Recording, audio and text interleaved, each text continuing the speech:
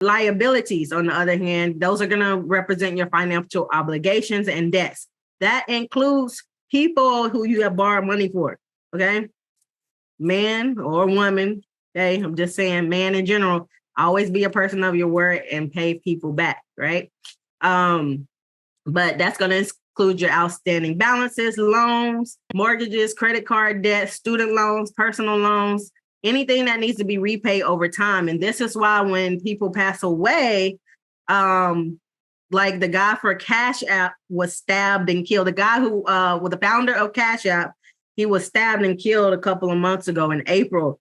And so his family, Bob Lee, yes, he had to, his assets were frozen, and his family set up a GoFundMe because they were frozen. So it's probably because he didn't have his items set up, and I'm guilty. I need to get my stuff set up so that people know where my stuff is, right?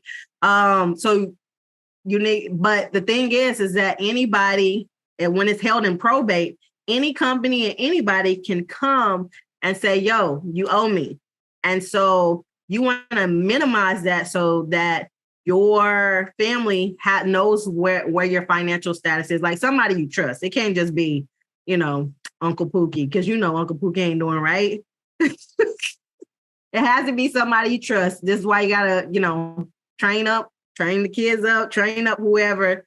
Is usually going to be one person that knows where everything is. So that way you can kind of put them over everything. Okay. So yeah, anyway. Oh, I don't know about that story. I have not read about that one. So, but I remember going to Sweeties when I was in St. Louis. I'm not going to say anything, guys.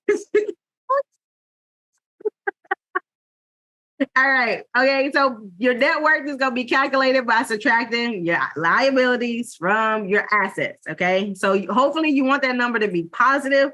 I don't care if it's $1, it's better than being negative, right? If you're in the red, that means that, you owe more than you actually have that you own. Okay. And so we want to get to the positive side of things. So that way, if anything should happen,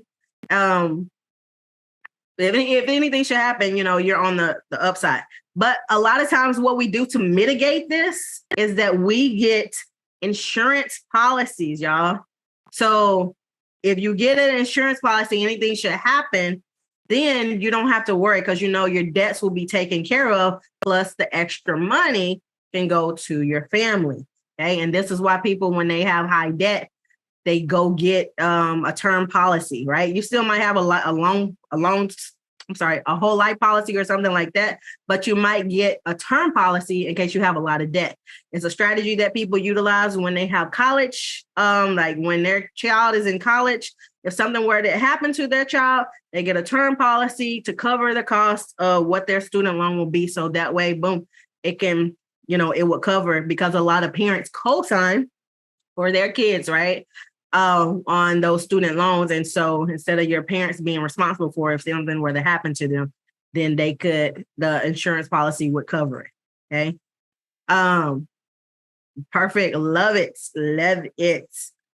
Yes, Jennifer. All right. So one of your actions would be to calculate your net worth. Again, that is the same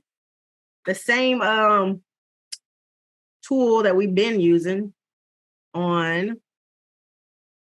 I'm just going to put a chat in case anybody joined, because I know people are joining at different times. So let's see if it's here. I had it up, but maybe I have to look at my drive real quick. Personal budget template. Okay, yeah. So that's the same budget template.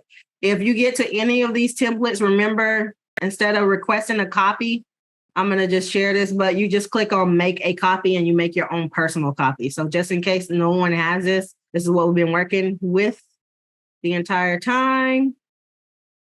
So you can get in here and change your own items.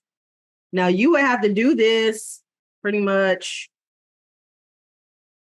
monthly, but I did give you some other ones that I like to work with. Yeah, this is kind of like an overall picture. I personally wouldn't use this as a budget, like a budget template, but you just make a, you can make a duplicate if you want to do it monthly. So duplicate here, and then you could change the name to last budget. But this is really like an overall template. So I would use this for overall, like to assess. Okay. I'll show you the one that I work with clients. I'll show you guys that one again. All right. So calculate your net worth. All right. So now today's session, okay, and it's very short. So these are common budgeting challenges, strategies to stay on track, okay, and celebrating your budgeting successes. I'm looking over here because I have two screens, y'all. All right. So let's go next. All right. So really, I don't know why there's two, but these are a couple of different ones. These are the ones before were more technical, right? So when it comes to your personal finances, okay, you want to, budgeting is going to be a fundamental aspect, okay, of managing your money. It's really just knowing what you have going in, going out. A lot of times, when we don't know what's going in and going out, we're just spending, right? I took a break on budgeting in May. Yeah, I can't tell you how much money that I spent because I spent a lot of money. I do know because I went back and looked at it, but it was like in the thousands. I was like, yo, I done got everybody a gift. I done treated my library helpers very well. I done been eating out way too much. I was just being like real free and happy. Yeah, it was ridiculous. But I was happy. But I gave myself that freedom to do that. So then I got right back on budget. June, like, hey, we got to tighten it up. So, because I got goals out here in these streets, right? But you want to avoid some of these mistakes, right? So mistakes in your routine, okay? Mistakes in your daily financial habits can hinder your budgeting efforts. And so you want to identify and rectify some of these mistakes, right? So that they can help you budget better, save more. You got to think about like overspending. A big word for me, y'all, is boundaries. Because everybody put boundaries in the chat, like boundaries. Let's just type boundaries. Like that's when people talk about their love language, bro, my love language is boundaries. That is my love language because I don't know what it is, but we do not teach. That's not something that like we get taught. I don't know. It's just overall. So I didn't learn till just later in life, just recently. Like you could say no. You really can't say no. And then that just be it. And you ain't gotta explain. But for some people, we're gonna give them a smaller, some people, not everybody, some, right? Because we're not gonna be brute or harsh to the people that we love, but some people just need the firm no. And that's usually a lot of what we fail to do is that we don't prioritize ourselves or our goals. And usually our goals are not just for ourselves. Our goals are for us to save us so that we can also reach down and save our family. So we can save, our wives, husbands, our children, our aunts, our mamas. A lot of us will probably be caretakers, right? So we gotta not only fend for what we got going on, but we gotta put mom and dad or grandpa, whoever we're taking care of in the equation too, right? Because the population is getting older. And so I think in a number of years, most of the population will be old. Like they will make up 60% of societies. So we gotta definitely set those boundaries. All right. Awesome. Thank you.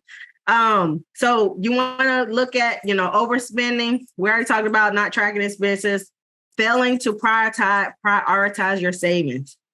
If you're making money, you can save. If you're making money, you can save.